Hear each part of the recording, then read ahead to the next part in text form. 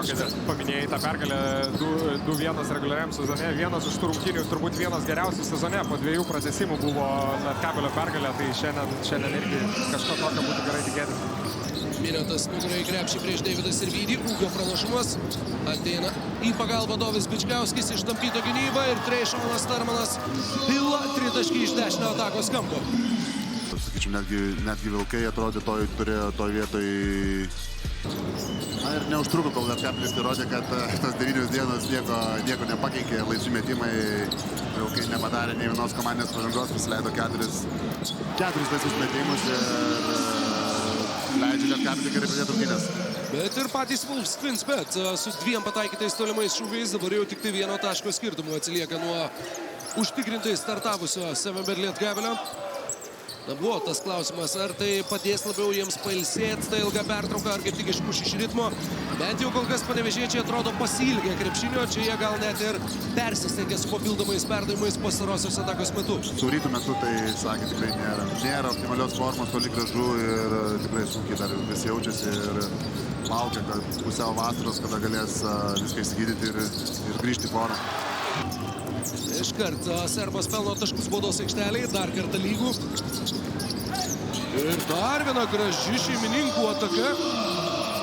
Energingos pradžios, tai Wolves Twins Bet taip pat startuoja su tokiu... Susikalbėjo ir dar viena laisva proga Lietkabeliui.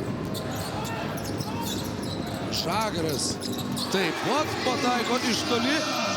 Tikrai vertės pakelti antakius, bet Baldvinas prameta, prieš tai prameta ir Salimonas iš kairiojo kampo. Kiek tolimų metimų iš kampų išsimeta Wolves Twins Bet. Kaip manai, Martynai, ar tai yra išankstinis planas atsižvelgiant į panevėžiečių gynybos stilistiką, ar tai yra tiesiog situacijų skaitimas konkrečių atvejų šiandieną? Net nebejoju, gal čia iš tų kampų kažkiek atsitiktinumas, nes tai pagalbos suvaikšto, bet net nebejoju, kad... Mažiau nei 3 minutės lieka iki pirmo ketvirčio pabaigos. Dar viena panevėžiečių klaida. Salimono graži verpstė ir Džiugui Slavinskui. Ir dabar įdomus dalykas, net dažnai pamatysi Paščianų komandose pastatė tokią pusiau aikštę, pusiau mečapą vadinamą, tai tokia... Maldūnas spėja grįžti baudos aikštelę, Salimonas vis dar nesiskiria su kamuoliu ir galiausiai išmeta labai salimonišką metimą, besibaigiant pirmajam kilinukui. Čia tas paskutinysis šito Salimono metimas, po kurio komandos... Labiau salimoniškas nei žemaitiškas metimas, netaiklus, bet Kariniausko geras epizodas, ima kamuolį 2 taškai iš po krepšio.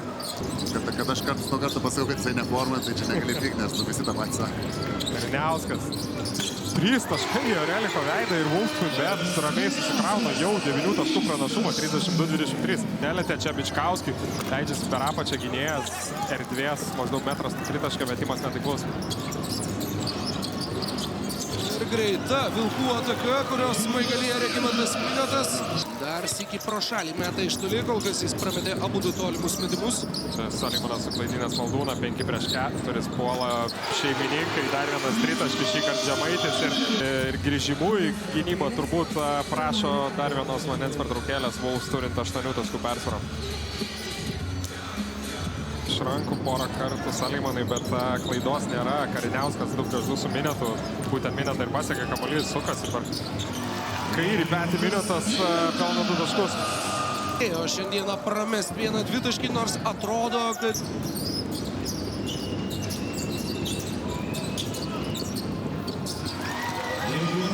Tikrai nemeta gerai LKL to ir play-offuose, man atrodo, kad skaičiai nepasakys tiksliai, bet tikrai nėra įspūdingi. Bet tik taip parodo, kokio lygio yra žaidėjas, kaip supranta krepšinį ir ieško kitų variantų, kaip pelnyti taškus. Tai ne kiekvienam duoda tokius dalykus žinant daryti. Pusė Baldvinas su -7, Bičkauskis su +1. Įdomu, kaip antrą kartą įeis į aikštelę amerikietis. Iki galo Trejšonas Starmanas. Dar viena Maldūno užtvara Bičkauskiui, keičiasi ginamaisiais Wolves. Bičkauskis atakuoja Miniotą, gauna bloką. Pats sugauna kamuolį, tęsia ataką, prameta Maldūną, blokuoja Eigirdas Žukauskas.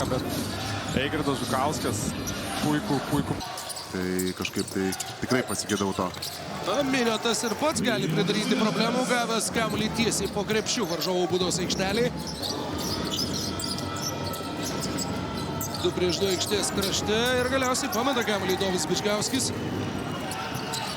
Eigirdas Žukauskas į krepšį greitame puolime. Ir vėl nėra laikų pražangos. Ir yra taškai į panevėžiečių krepšį. Čia Tarmanas aplenkė Reliką, bet iš karto skubėjo pagalbos ir Vydžio. Bičkauskis puikiai išmuša kamuolį, bet galų gale šitam kovose. Kas prieštarauja. Ko gero, taip ir Būtis Gagičius. Relikas ties tritaškio liniją, vėl ieškomas Gagičius, išmuštas kamuolys, Lipkevičius. Darskį suranda Gagičių, kuris atsiduria ant parketo. Ir viskas baigėsi savame Lietkabelio klaida. Tarmanas iki galo išvengia kontakto ir pelno dar 2 taškus greitame puolime. Tėjom kažką apie foul. Bet teisėjai, žinai, kai tokio dydžio žmogus griūna taip paprastai, tai jie, žinai, irgi tuos atsižvelgia į tuos dalykus. Prieš kokių 15 metų tai būtų bauda 100%. Dabar natūraliai, o kai paskui matai per, kaip ir pakartojame, ar dar kažkur, tai, žinai, pamatai, tada žiūri, o jo, tas rankos tikrai nusileido ir tikrai nelegaliai ir padarai baudą. Čia puikiai susigynęs ir Vydis prieš Tarmaną 1-1, bet paskui niekas iš 3. Perimtų kamuolių vienas blokas. Tikrai Gerai, pradžioje gynasi Kozys prieš Sirvydį. O vėliau ir Tarmanas prisijungė prie Kozio šiuo atžvilgiu. Netoli nuo įspūdingiausio 50% taiklumu. 3 taškius meta Dovis Bičkauskis. Pernai su Jonavos apranga juos atkrintamosiose metęs vos 19% taiklumu. Būtent atkrintamosiose varžybose atrodo Eigirdas Žukauskas. Sezono metu kartais žaidęs blankiai, bet dabar tų svarbiausių mūšių metu tikrai žaidžiantis labai naudingai ir pastebimai. Tačio jutimo lietuviškai turbūt nereikėtų išsireikšti ir jausmo ir pasitikėjimo savim, kas turbūt jo didžiausias rodiklas, kas liečia tritaškius metimus.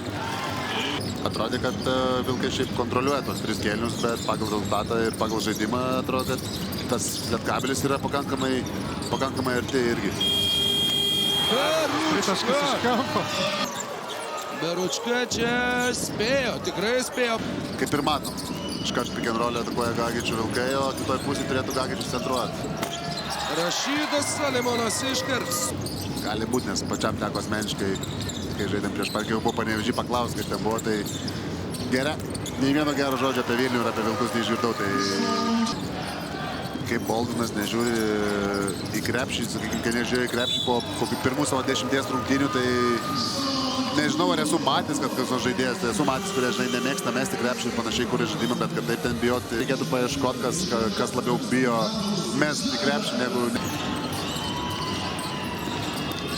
Po to epizodo minutas ir būdamas laisvas ties tritaškių negalvojo apie metimą, o Eigirdas Žukauskas ataką užbaigė taškais po prasiveržimo. Varnas prieš Salimoną. Vidutinio nuotolio Salimono blokas. Na, nepaisant to, kad prieš 2 rungtynes sakėm, kad vieną koją žaidžia. Panašu, kad tikrai gerokai apsigydė tas traumas. Lietkabelis, bet Lietkabelis jau gali ne tik išlyginti, bet ir įgyti 1 taško persvarą. Čia Relikas pasirenka netinkamą sprendimą, perduoda kamuolį tiesiai Minotui į rankas.